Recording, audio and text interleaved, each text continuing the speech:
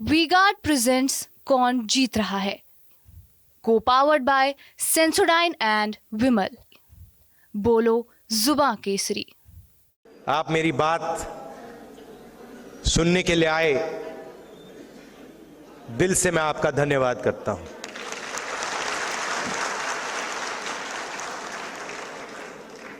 अनिल जैहिंद जी ने अभी कहा कि मेरे परिवार के लोग ग्वाला थे और उन्होंने कहा कि पैदा होने पर ही मेरा फ्यूचर तय हो जाता था। मैं उस बात को थोड़ा आगे बढ़ाना चाहता हूं। पैदा होने से पहले आपका फ्यूचर तय हो जाता था। आप पैदा ही नहीं हुए, आपकी कैपेबिलिटी भी नहीं मालूम, आपका नाम भी नहीं मालूम, आपका फ्यूचर तय हो जाता था। और हिंदुस्तान के सारे लोगों को छोटे छोटे खांचों में डाल दिया जाता था। आप इस काम के लायक हो, आप इस काम के लायक हो, आप इस काम के लायक हो, ये आप कभी नहीं कर सकते हो, ये आप कभी नहीं बोल पाओगे। आपके पैदा होने से पहले डिसीजन लिया जाएगा कि आपको कोई छुएगा नहीं, आप कभी जमीन नहीं खरीद पाओगे। तो ये सारा पैदा होने से पहले ही डिसाइड हो जाता था। और हिंदुस्तान के करोड़ों लोगों ने, अरबों लोगों ने हजारों साल इस प्रकार जिंदगी जी है। उन्होंने अपना फ्यूचर डिसाइड नहीं किया, समाज ने उनके लिए पैदा होने से पहले उनका फ्यूचर डिसाइड कर दिया। तो आप सोचिए कितना दुख, कितना दर्द, कितनी कैपेबिलिटी जाया हुई।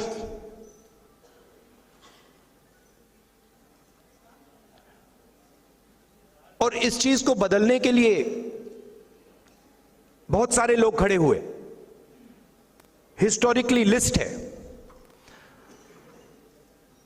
जयहिंद जी ने उनके नाम लिए, मगर सब के सब ने एक ही बात की थी, जो सच्चाई थी उसको उन्होंने एक्सेप्ट किया कि हमें यह दिख रहा है कि यह सच्चाई है और इस बात को मैं एक्सेप्ट कर रहा हूं। दो तरीके के लोग होते हैं, राजनीति में तो खासतौर एकदम दिख जाता है। पूरी जिंदगी सत्ता के पीछे दौड़ते दौड़ते दौड़ते दौड़ते सच्चाई को कभी एक्सेप्ट नहीं करते। ना अपनी सच्चाई एक्सेप्ट करते हैं, ना अपनी सच्चाई एक्सेप्ट करते हैं, ना किसी और की सच्चाई एक्सेप्ट करते हैं। उनको सिर्फ एक चीज दिखती है कि किसी ना किसी तरह मेरे हाथों में इन्फ्लुएंस आ जाए, सत्ता आ जाए, बाकी सब छोड़ो। और दूसरे तरीके के लोग होते हैं जो कहते हैं यह सच्चाई है,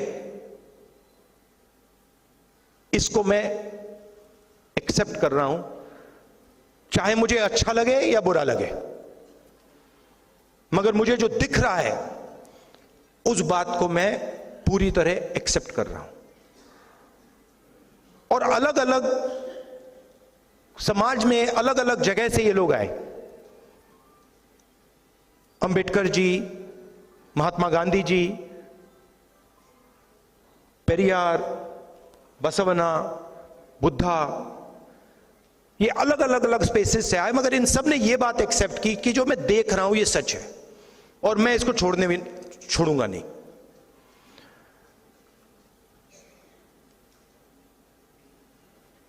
हिंदुस्तान में बहुत सारी ऐसी मूवमेंट्स हुई,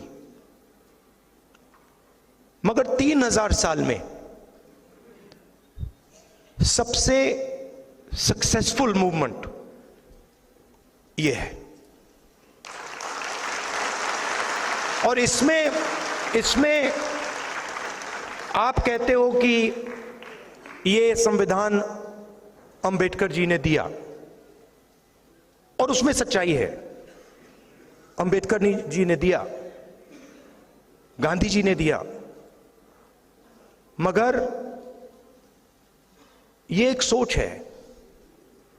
ये अंबेडकर जी से पहले भी थी। इसमें बुद्धा भी हैं, इसमें बसवन्ना जी भी हैं, इसमें पेरियार हैं, इसमें गांधी हैं, और सिर्फ वो नहीं है, बहुत सारे ऐसे भी लोग हैं जिनके नाम किसी ने सुने भी नहीं। वो इसी चीज के लिए लड़े थे। किसान थे, मजदूर थे, नाई थे, बढ़ई थे, इसके लिए लड़े। उनका नाम आज हम नहीं जानते, मगर उनकी सोच इसमें है। तो जो भी, मेरा कहना है, जो भी हिंदुस्तान में अन्याय की सच्चाई को एक्सेप्ट करता है, उसकी सोच इसमें है। और इसने करोड़ों लोगों के लिए दरवाजे खोले हैं। और मैं यह भी कहना चाहता हूं कि जो हमारी एक्सपेक्टेशन थी, जो फाउंडिंग फादर्स की एक्सपेक्टेशन थी, जो महात्मा गांधी की एक्सपेक्टेशन थी, जवाहरलाल नेहरू की एक्सपेक्टेशन थी, अंबेडकर जी की एक्सपेक्टेशन थी, उससे कम लोगों को इस किताब का फायदा हुआ है। कि बहे मंद मंद पूर्वी बयरिया, बड़ा नीक लागे जौनपुर सहरिया हो। बहे मंद पूर्वी बयरिया, बड़ा नीक लागे जौनपुर सहरिया। तो सब लोग गाएंगे साथ में, कैसे? सरयू तट के, गोमती तट के नजारा सुहाना लगे, इहमया के तहर दिल दीवाना लगे। हो क्या बात है। गोमती तट पर इस वक्त हम लोग हैं जौनपुर में। सबसे पहले एक बार जोरदार तालियां हो जाए इनके लिए। देखिए, आप लोग जान चुके होंगे कि इस वक्त टीवी9 भारतवर्ष का काफिला कहां पर है। आपको मालूम होगा टीवी9 भारतवर्ष इस वक्त जौनपुर आ चुका है, और जौनपुर में आज हम बात करेंगे, जौनपुर की राजनीतिक नब्ज टटोलेंगे। राहुल गांधी को भी आपने सुना, लखनऊ में संविधान सम्मेलन में वो बोल रहे थे, संविधान की कॉपी लेकर आए थे, उस पर भी बात करेंगे। लेकिन उसके साथ साथ देखिए, क्योंकि जौनपुर में हम हैं तो क्यों नहीं जौनपुर की बात करें, जौनपुर की मुद्दों की बात करें। एक बार जोरदार तालियां हो जाए जौनपुर के लिए, जोरदार तालियां जौनपुर के लोगों के लिए, आपके लिए और जौनपुर की पॉलिटिक्स के लिए। देखिए, पूरे देश में लोकसभा चुनाव को लेकर माहौल गर्म है, लेकिन जौनपुर में तो अलग ही माहौल है। और जिस तरह से यहां पर श्रीकला जी आई चुनाव में, और उसके बाद फिर धर्मेंद्र जी आए वहां जमानत पर जेल से बाहर, और उसके बाद ये चुनाव बड़ा दिलचस्प हुआ। फिर वो अब श्रीकला चुनाव से बाहर हो गई, धर्मेंद्र यादव को बीएसपी ने टिकट दिया। क्या ये चुनाव त्रिकोणीय हो चुका है जौनपुर का? और इसके साथ ही साथ आज जो एक बहुत बड़ी खबर आई है, केजरीवाल के जमानत पर छूटने से क्या इंडिया गठबंधन आज मजबूत हो रहा है, इस पर भी बात करेंगे। हम बताएंगे मेरे साथ कौन कौन है, लेकिन पहले सुनिए आम आदमी पार्टी क्या कह रही है इस पर। कितनी बड़ी जीत मानती है आम आदमी पार्टी? देखिए, ये इस देश में संविधान और लोकतंत्र की जीत है। ऐसा लगने लगा था देश में जब अरविंद केजरीवाल को जेल में डाला गया, 3 बार के चुने हुए मुख्यमंत्री को, तो ऐसा लग रहा था कि जैसे एक देश में अंधकार छा गया, कोई कुछ कर नहीं सकता। लेकिन सुप्रीम कोर्ट के इस अंतरिम बेल के फैसले ने एक उम्मीद जगाई है इस अंधेरे में एक रोशनी जगाई है। जो इस देश में भारतीय जनता पार्टी की सरकार की तानाशाही है, जो देश के प्रधानमंत्री जी तानाशाही लाना चाहते हैं, उसके खिलाफ देश लड़ रहा है। अरविंद केजरीवाल जी के बाहर आने से वो लड़ाई और मजबूत होगी और इस देश से तानाशाही खत्म होगी, संविधान और लोकतंत्र जीतेगा। ये एक बड़ी खबर आ रही है इस वक्त, बड़ी खबर आ रही है कि थोड़ी देर में तिहाड़ जेल से बाहर आएंगे केजरीवाल। तिहाड़ जेल से केजरीवाल की रिहाई होने वाली है। सुनीता केजरीवाल तिहाड़ जेल पहुंच चुकी हैं, एक बड़ी खबर आ रही है। आम आदमी पार्टी के नेता और कार्यकर्ता भी तिहाड़ पहुंच रहे हैं। इस वक्त की एक बड़ी खबर जो मैं आपके लिए लेकर आ रहा हूं, ये बड़ी खबर आपके सामने आपकी टेलीविजन स्क्रीन पर भी दिख रही है। बस थोड़ी देर में जेल से बाहर आ जाएंगे अरविंद केजरीवाल, और उनके बाहर आने के बाद क्या ये चुनाव बदलेगा, क्या इंडिया गठबंधन और मजबूत होगा, क्या इक्वेशंस चेंज होंगे। और यहां पर जिस तरह से बीएसपी ने टिकट दिया यहां पर श्याम सिंह यादव जी को, क्या वो यहां पर कुछ कर पाएंगे, त्रिकोणीय मुकाबला बना पाएंगे। धनंजय सिंह अभी क्या वो एक फैक्टर है इस चुनाव में, इस पर भी हम बात करेंगे। लेकिन जल्दी से आपको बताऊं मेरे साथ आज कौन कौन है। मेरे साथ यहां पर ओम प्रकाश सिंह हैं जो कि प्रदेश प्रवक्ता हैं बीजेपी के। एक बार जोरदार तालियों से स्वागत कीजिए। आइए सर, डाइस पे आइए। मेरे साथ यहां पर आरिफ हबीब खान है, जिला महासचिव समाजवादी पार्टी से, आप भी डाइस पे आइए, जोरदार स्वागत होना चाहिए इनका। मेरे साथ विकास तिवारी हैं कांग्रेस पार्टी से, विकास जी का भी एक बार जोरदार स्वागत हो। और हमारे साथ यहां पर आम आदमी पार्टी से अनुराग मिश्रा हैं, मिश्रा जी का भी जोरदार स्वागत होना चाहिए। अब मिश्रा जी, पहला सवाल तो मैं आप ही से लेना चाहता हूं, लेकिन उससे पहले जो असम के सीएम हैं, बीजेपी के फायर ब्रांड नेता हैं हेमंत बिस्वा शर्मा, उन्होंने आपके नेता को जमानत पर छोड़े जाने को लेकर एक रिएक्शन दिया है, वो सुना देता हूं, सुनाइए पीसीआर। क्या बेल मिला? बोले आप चोर हैं लेकिन आप 1 महीना का कैंपेन करो। वो बेल बोलता है क्या? कोई रेस्पेक्टफुल लोगों बेल लेगा ही नहीं, बोलेगा आई पोलाइटली डिक्लाइन। और क्या बेल है कि आप जाओ 1 तारीख फिर वापस आ जाओ। बताइए, इंडिया को फायदा हो जाएगा क्या? बताइए मिश्रा जी, इंडिया को केजरीवाल के बाहर आने से इंडिया गठबंधन को फायदा होगा क्या? बताइए। सबसे पहले तो मैं आपका धन्यवाद ज्ञापित करता हूं कि आप जौनपुर आए, और मैं आपको सबसे पहले मैं आज सुप्रीम कोर्ट को धन्यवाद और आभार व्यक्त करूंगा कि आज उन्होंने इस देश के संविधान, जिस चीज़ के लिए जाना जाता है, बाबा साहब के संविधान की रक्षा करने का काम आज सुप्रीम कोर्ट ने किया और बता दिया कि बीजेपी की मनोहर कहानियां अब चलने वाली नहीं है। वो जितने भी अपने दफ्तर से गढ़े, बीजेपी की मनोहर कहानियां चलने वाली नहीं है। ओम जी क्या बोल रहे हैं? आप लोगों के लिए एक बड़ी चुनौती अरविंद केजरीवाल बनने वाले हैं क्या? अरविंद केजरीवाल माइक पास लाइए, माइक पास लाइए। पहले कभी चुनौती थे न है। अगर चुनौती होते तो 2019 के लोकसभा चुनाव के परिणाम को देखिए। सवाल ये उठता है कि आदरणीय केजरीवाल तिहाड़ जेल गए क्यों, किस कारण गए? और ये बताइए कि जिस कांग्रेस के जमाने में, सुनिए सुनिए गौरव जी, मैं सुन रहा हूं, मेरे कान आपकी तरफ ही हैं। जिस कांग्रेस के जमाने में, जिस कांग्रेस सरकार के खिलाफ अन्ना हजारे के नेतृत्व में केजरीवाल धरना दिए, प्रदर्शन किए, हाँ। आज उसी कांग्रेस के साथ मिलकर के भ्रष्टाचार के मामले जेल गए। अच्छा, जौनपुर वाले इस पर कुछ बोलेंगे कि नहीं बोलेंगे? हाथ उठाइएगा, आपके पास आ रहा हूं। लेकिन पहले यहां पर विकास तिवारी कुछ कहना चाह रहे कांग्रेस पार्टी से, मैं आ रहा हूं। विकास तिवारी। मोदी जी ये लोकसभा का चुनाव शुरू होने से पहले विकसित भारत की बात करते थे। पहला चरण बीता, पहला चरण बीतने के बाद मोदी जी आ गए। मोदी जी कहने लगे कि मुस्लिम लीग और मटन पे बात आ गई। दूसरा चरण आया, दूसरा चरण बीतने के बाद मंगलसूत्र पे आ गए और भैंस पे आ गए, और तीसरा चरण खत्म होते होते अडानी अंबानी के काले धन से भरे टेम्पो पर आ गए। लेकिन चुनाव, बेरोजगारी, महंगाई, गरीबी पर टिका है, मुद्दों से ध्यान भटकेगा नहीं। ये अडानी के टेम्पो का अंदर का नजारा है, आप देख सकते हैं अडानी के टेम्पो का अंदर का नजारा, ये अडानी के टेम्पो का बाहर का नजारा है। मोदी जी कह रहे हैं कि ओके, आप जरा भैया हाथ उठाइए, जौनपुर वाले हाथ उठाइए, भैया खड़े होइए, बताइए कि अच्छा हो गया। एक मिनट, आप जौनपुर वालों को सुनेंगे भैया, आप लोगों को तो रोज सुनते हैं, इनको सुनने आए। भैया बताइए, केजरीवाल आ रहे हैं जेल से बाहर। केजरीवाल अगर आज उनको रिहाई मिली है, मतलब रिहाई क्या है, वो आए हैं इस समय जमानत पे 1 तारीख तक, अगर उनको इंडिया गठबंधन को मजबूत करने के लिए, ये संविधान की एक जीत है, संविधान की जीत है। भैया खड़े होइए। केजरीवाल इसके पहले भी 14 में भी लड़े थे और 19 में भी लड़े थे। 7 सीट दिल्ली में भाजपा ने पाई है, इसलिए उनके आने का कोई मतलब नहीं। भैया जल्दी। सर मैं पूछना चाहता हूँ। नहीं, पहले केजरीवाल पर राय दो। केजरीवाल शिक्षा के लिए और हेल्थ के लिए बहुत ही अच्छा काम कर रहे हैं, और रही बात घोटाले की, तो मैं बीजेपी प्रवक्ता से पूछना चाहता हूँ, आप जो कह रहे हैं कि अडानी के एजेंट हैं, आप कभी अडानी के ऊपर बोलते नहीं थे तो पीएम कैसे कहने लगे? चलिए, बोलते नहीं थे, पहले बोलते नहीं थे। आप खड़े होइए, आप क्या कहना है? केजरीवाल के आने से बीजेपी को चुनौती? केजरीवाल के आने से बीजेपी को कोई चुनौती नहीं। केजरीवाल को सुप्रीम कोर्ट में सिद्ध कर दिया कि भ्रष्ट आदमी है, केवल प्रचार के लिए इसको भेजा जा रहा है। 1 तारीख के बाद फिर उसको 1 तारीख के बाद फिर भैया खड़े होइए, आप बताइए जल्दी।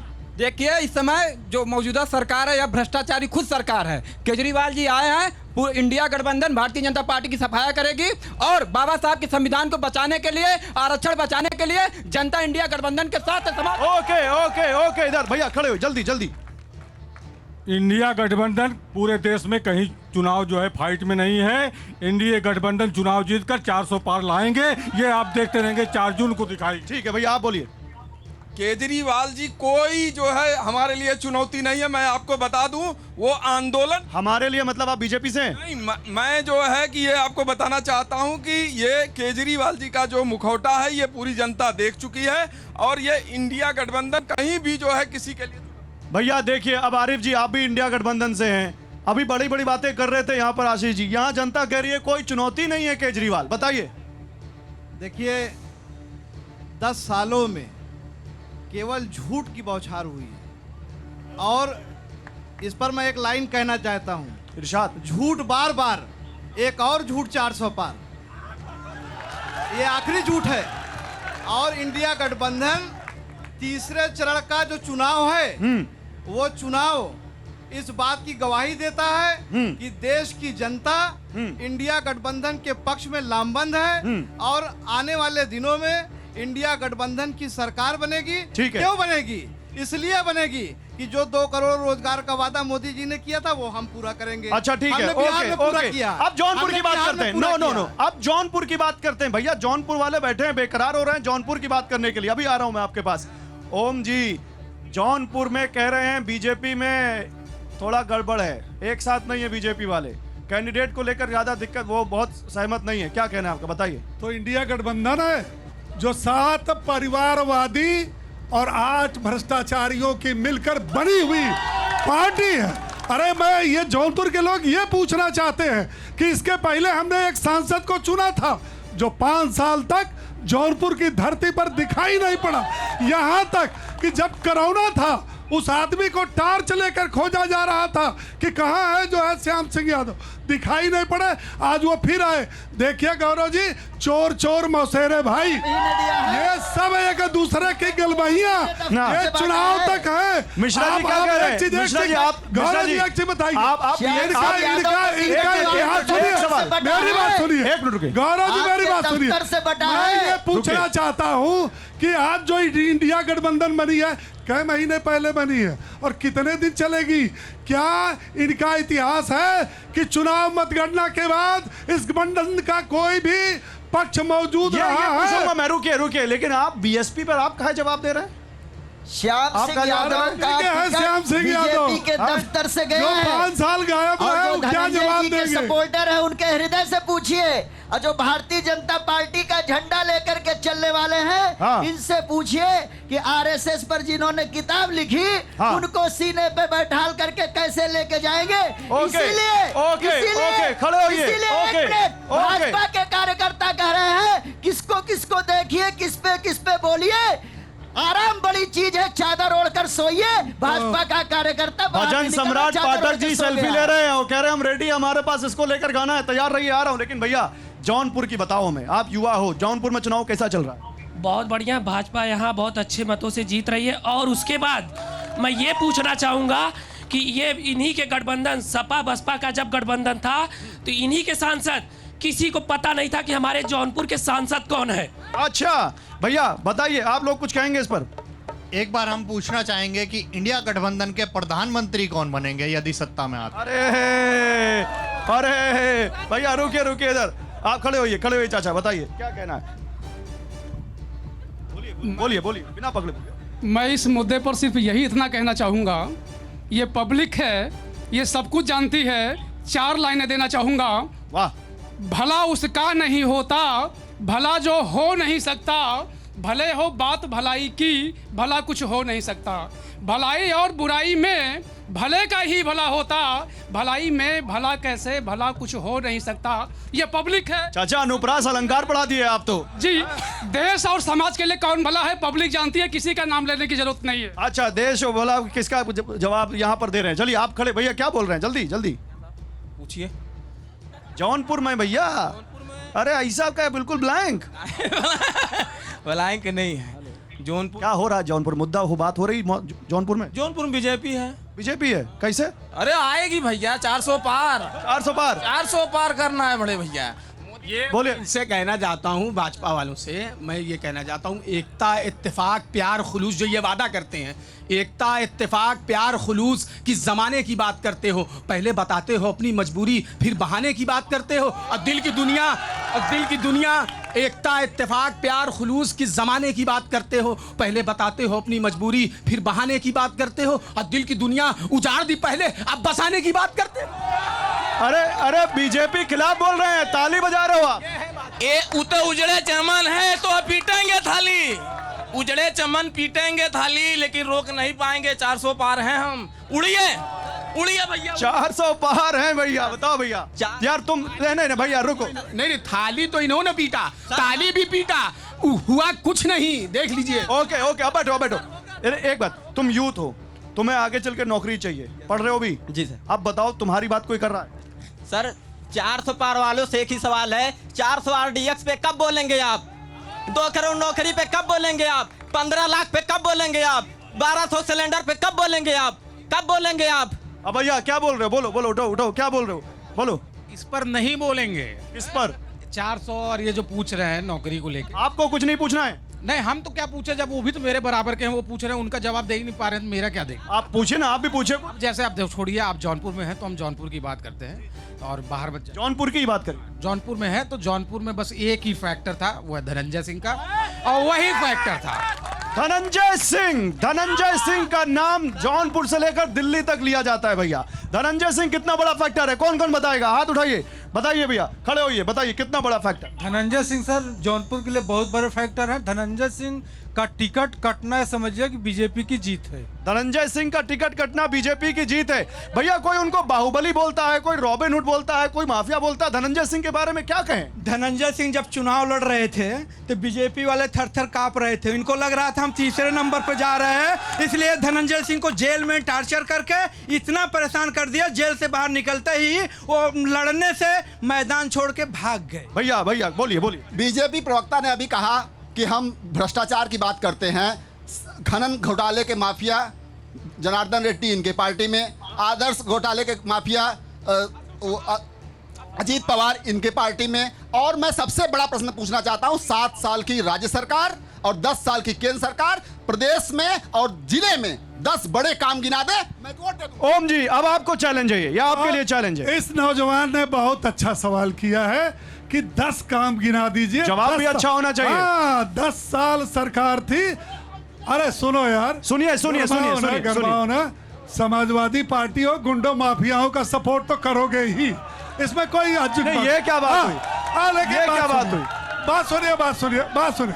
अच्छा सुनिए, अरे सुनो भाई, सुनो। एक मिनट, आ रहा हूँ। सुनो। बताइए, प्रश्न पूछना है, जिले काम बताइए। अरे आप डिबेट में थोड़ी ना, वो बोल रहे हैं, भाजपा प्रचार कर रहे हैं, बताइए। ओके, बोलिए। सुनिए। अरे भैया, अरे पड़ोसी भैया, सुनो भाई, बोलिए। शांत रहो, बोलिए। पढ़े लिखे प्रबुद्ध वर्ग हो, आराम से सुनो और सुनाओ भी, ताली भी बजाओ और बजवाओ भी।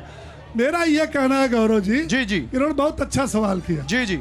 भारतीय जनता पार्टी को इस देश की जनता पहले आजमाती है, फिर बार दोहराती है। हाँ। आप ये बताइए कि 2014 में मोदी जी जब आए, प्रधानमंत्री के रूप में प्रोजेक्ट किए गए भारतीय जनता पार्टी द्वारा, इस देश की जनता ने विश्वास किया। फिर 19 में क्या किया, और जब हम 24 में आए तो हम 10 साल इस भारत के में जो काम इस सरकार ने किया, सर जौनपुर के 10 काम, एक सेकंड, मेरे पास ज्यादा वक्त नहीं है, जौनपुर के 10 काम। अब रही सुनिए, आप देश दुनिया की बात छोड़िए, जौनपुर की बात छोड़िए। बोल रहे हैं। जो बोल रहे हैं, इनके मोहल्ले में आप जाकर के इनसे पूछो, क्या प्रधानमंत्री आवास योजना के अंदर उनको आवास मिला है कि नहीं मिला है? क्या उनको राशन मिला है कि नहीं मिला? मिला है। क्या आयुष्मान कार्ड मिला है कि नहीं मिला? मिला है। क्या उज्ज्वला गैस मिली है कि नहीं मिली? मिला है, बताओ भैया, मिला है। मिला कि नहीं? इंदिरा आवास तो कांग्रेस जमाने चल रहा है, लोहिया में मिला है, मिला है। इनका दिया हुआ शौचालय अच्छे से नहीं बना, शौचालय। ओ भैया बताइए, मिला है। ऐसा है कि पहले जो आवास मिलता था वो कागजों पर मिलता था, मोदी सरकार ने धरातल पर दिया। बताइए, मिला है, मिला है, मिला है, मिला है। चाचा से एक सवाल कर। नहीं, वो जो बोल रहे हैं आवास मिला है। नहीं, आवास मिला है। भैया इधर कोई बोलेगा? हाँ बोलो भैया, बोलो। मिला है, मिला है जी, मिला है, मिला है। अरे भैया मिला है, यहाँ तो जौनपुर वाले कह रहे हैं मिला है। आप बताइए आरिफ भाई, आरिफ भाई। ये समाजवादियों को भी मिला है। नहीं, लेकिन आरिफ भाई एक बड़ा कमेंट आया, आपके पास आ रहा हूँ। नहीं, अभी आरिफ भाई एक बड़ा कमेंट यहाँ पर अभी आया है आपके बगल से। गुंडों माफियाओं की सरकार, समाजवादी पार्टी का सबसे बड़ा डर यही दिखाते हैं कि वो आ जाएंगे तो गुंडे माफिया फिर आ जाएंगे। ये फिर क्या बताइए? अरे उनको बोलने दीजिए, आपके नेता हैं। ऐसा है कि दो दीजिए उनको। एनसीआरबी, इधर आऊंगा मैं, इधर आऊंगा। एनसीआरबी का डाटा उठा करके देख लीजिए, 2016 का अपराध और 2017, 18, 19 का अपराध उठा करके देख लीजिए, हम उसका जवाब दे देंगे। अच्छा, एनसीआरबी का डाटा बोल रहा है। मैं आपको उनको बोलने दीजिए, उनको बोलने दीजिए। देखिए, एक शेर है, तुम्हारी फाइलों में गांव के मौसम गुलाबी हैं, तुम्हारी फाइलों में गांव के मौसम गुलाबी हैं। ये आंकड़े फर्जी हैं, ये दावा किताबी है। अरे आदम गोडवी के बगल से हूँ मैं। जनपद के अंदर आदम गोडवी के बगल से हूँ बता रहा हूँ, राजकीय मेडिकल कॉलेज हमारा दिया हुआ है, सद्भावना पुल हमारा दिया हुआ है, लोहिया पार्क हमारा दिया हुआ है, और 17 कनेक्टिंग पुल हमारे दिए हुए हैं। तो फिर योगी जी ये क्यों कह रहे हैं? अरे भाई फिर एक मिनट, नहीं रुकिए, मेरा सवाल अरे भाई मेरा सवाल। तो फिर योगी जी ये क्यों कह रहे हैं कि राम भक्तों पर गोलियां चलवाने वालों को सरकार बनाने का हक नहीं है? क्यों कह रहे हैं, बताइए। ऐसा है कि ये धार्मिक पॉइंट है, और जहां पर जब आप हमारे जो शिक्षक हैं, हाँ। हमारे जो शिक्षक, अरे वो चुनावी मुद्दा बना रहे हैं इसको। मैं बता रहा हूँ आपको, इसका जवाब दे रहा हूँ। हमारे जो शिक्षक हैं, हमारे जो छात्र हैं, नौजवान हैं, जो रोजगार मांगने सड़क पर आते हैं, उन पर लाठियां चलाने का काम क्यों करते हैं आप? अच्छा, क्या वो राम भक्त नहीं है? ओके। क्या वो राम भक्त नहीं है? क्या वो भगवान राम को मानने वाले लोग नहीं है? Okay, okay. तिवारी जी फर्क नहीं कर सकते। तिवारी पार्टी के जौनपुर की जनता की तरफ से भारतीय जनता पार्टी से सवाल पूछना चाहते हैं। हाँ। सबसे बड़े अपराधियों के साथ तो भारतीय जनता पार्टी खड़ी है। भारतीय जनता पार्टी जो कर्नाटक के प्रज्वल रवन्ना जैसा राक्षस, मास रेपेश, 400 महिलाओं का यौन शोषण करने वाले व्यक्ति के लिए, जिस देश का प्रधानमंत्री 400 महिलाओं का यौन शोषण करने के लिए, जो बात कर रहे हैं, देश का प्रधानमंत्री वोट मांग रहा हो, उससे बड़े अपराधियों के साथ मुझे बताइए जौनपुर में वोट किस मुद्दे पर पड़ेगा? ओके, जौनपुर वाले आप लोग बताइए, वोट एक मिनट उधर आप लोग का हो गया, वोट किस मुद्दे पर पड़ेगा? बदलाव होना तय हिंदू वोट बेरोजगारी, बेरोजगारी, भ्रष्टाचार, लाइन ऑर्डर। ठीक है, हटिए। यहाँ से बीजेपी नहीं आएगी। बीजेपी नहीं आएगी। भैया वोट किस मुद्दे पर? बेरोजगारी। बताओ भैया। इंडिया गठबंधन। मैम आप खड़े होइए, आपको कुछ बोलना है। वोट किस मुद्दे पर पड़ेगा? वोट भारतीय जनता पार्टी को पड़ेगा और पूर्ण बहुमत से आ रही है। पूर्ण बहुमत से सरकार आएगी। आप ऐसा कह क्यों रही हैं? क्यों? क्योंकि कृपा शंकर जी विकास के लिए नया चेहरा आया है। हम चाहते हैं कि जनता से कि एक बार ही उनको मौका देना चाहिए। ओके,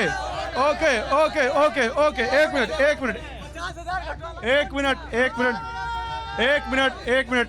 और यहाँ पर महिलाएं जो बैठी हैं उनसे बात करते हैं। मैम आप लोग बताइए, आप भी महिलाएं हैं, क्या वोट आप में किस मुद्दे पर पड़ेगा और आप लोगों की कितनी सुनी जाती? मुझे तो ये गर्व है कि कम से कम बाबा जी की सरकार में गलत नहीं हो रहा है, बस सही जो हो रहा है सही हो रहा है। क्योंकि तो सुन लीजिए, आज तक जितना भी एग्जाम दिए हैं बच्चे, मेरी भी बच्ची तैयारी करती है, पढ़ाई करती है, लेकिन हम देखे हैं कि हमेशा वो लोग गलत किए हैं। कम से कम इसमें किसी की सेटिंग नहीं चल रही। ठीक है, आप बताइए मैम। सर मैं इस सरकार से खुश नहीं हूँ, क्योंकि मैं पढ़ी लिखी हूँ, बीएड कर रखा है, प्राइवेट में बहुत कम सैलरी है, इतनी महंगाई है, और मैं चाहती हूँ कि बेरोजगारी, भाजपा पार्टी जो है वो अच्छा काम कर रही है, थोड़ा हम लोगों पे ध्यान दें। चलिए, ये ओम जी देखना है आपको, बोलिए।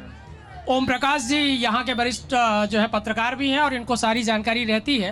अरे अभी तो बीजेपी नेता हैं। अरे मेरा एक इनसे प्रश्न है कि क्या शायद इनको जानकारी नहीं होगी, कम से कम यहाँ पे 217 प्राथमिक विद्यालयों में किसी एक बच्चे ने एडमिशन नहीं लिया, पूरा शिक्षा मंत्रालय आपका परेशान है, सिंगल एक भी प्राइमरी। ठीक है मैम, आप बोल चुकी हैं, भैया बताओ।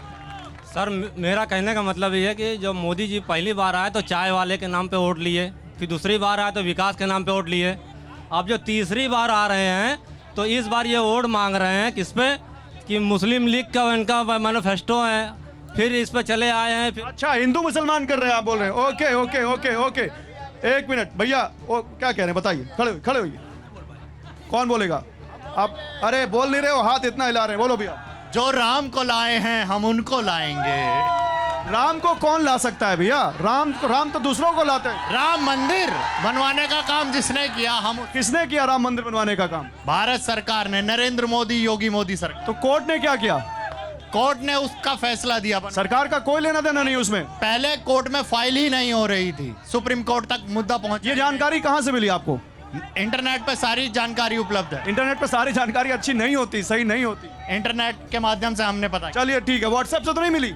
नहीं। अच्छा बोलिए, आप क्या बोल रहे हैं?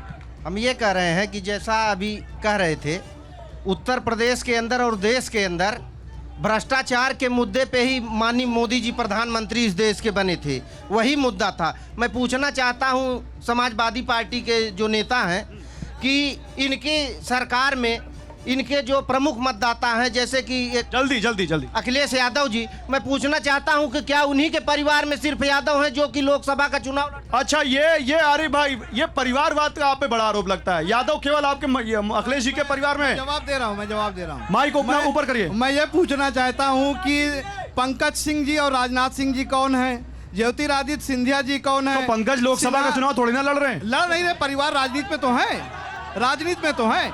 कोई ऐसा परिवार नहीं है जो राजनीति में उनके परिवार के बेटे कह रहा हूं कि पूरे प्रदेश में किसी एक यादव को बता दें, अखिलेश यादव परिवार छोड़ के ने टिकट दिया हो। ब्रजभूषण शरण सिंह सर आप कुछ कहना, दो सीनियर सिटीजन हमारे साथ हैं। सर आप बताइए, आप क्या कहना चाहते हैं? सर ऐसा है कि एक अंग्रेजी में कहावत है कि the tree drives from top, so do organisation.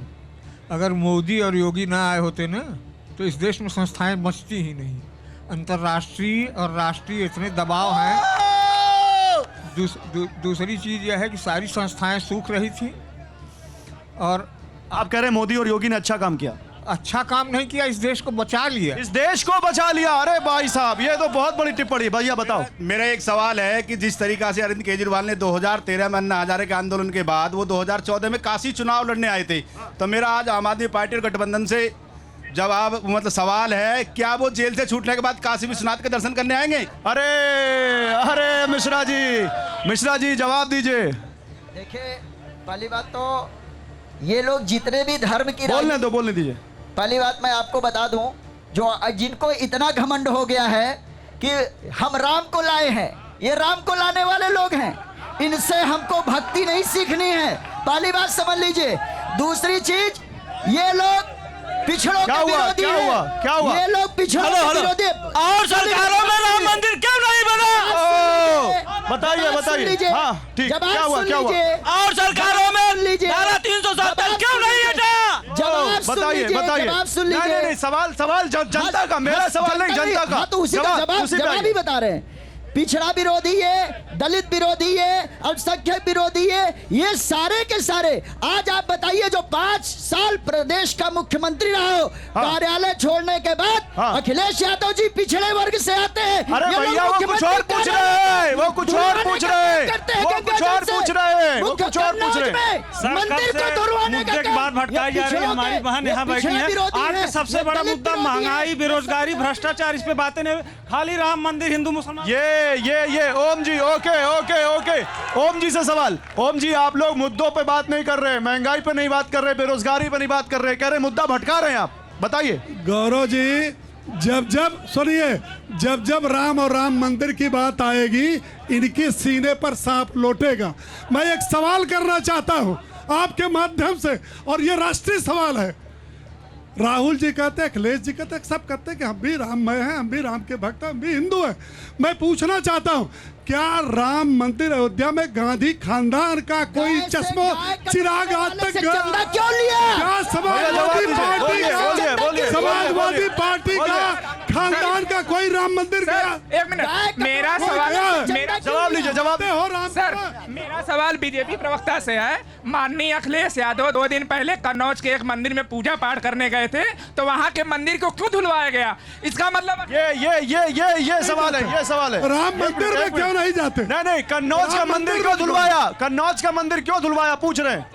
जवाब दीजिए, किसने धुलवाया? कह रहे हैं किसने धुलवाया? वहाँ के बीजेपी कार्यकर्ता और आरएसएस के कार्यकर्ता जाके मंदिर को धो रहे थे। हमको इसका जवाब चाहिए। सुनिए, राम भक्तों पर गोली चलवाने वाले के खिलाफ वहाँ के हिंदुओं ने धुलवाया। बोलिए सर, बोलिए। गौरव जी, मैं ये पूछता हूँ कि अखिलेश यादव और शिवपाल यादव से ज्यादा भ्रष्ट हिंदुस्तान में कोई है क्या? इन्होंने सर, अब ये कौन तय करेगा? ये आप तो आप किराए। ठीक है। अब मेरा समय खत्म हो चुका है। भजन सम्राट पाठक जी, देखिए हम लास्ट मोड में अपने कार्यक्रम के लास्ट लेग में हैं। कुछ ऐसा जो यहाँ की जौनपुर की एकदम जोशीली जनता के लिए कुछ अच्छा सा यहाँ पर राजनीति हो, लेकिन किसी पार्टी के पक्ष में ना हो। जल्दी रहे थे कि अच्छा पीएम। हेलो, अरे चुनेंगे अच्छा पीएम, हम भारत की शान बढ़ाएंगे। चुनेंगे अच्छा पीएम, हम भारत की शान बढ़ाएंगे। हम मिलकर कदम बढ़ाएंगे, जौनपुर का नाम बढ़ाएंगे। मिलकर कदम बढ़ाएंगे, जौनपुर का नाम बढ़ाएंगे। अच्छा सांसद चुनकर हम तो जौनपुर का नाम बढ़ाएंगे। जौनपुर का नाम। वी गार्ड प्रेजेंट्स कौन जीत रहा है, को पावर्ड बाय सेंसोडाइन एंड विमल। बोलो जुबां केसरी।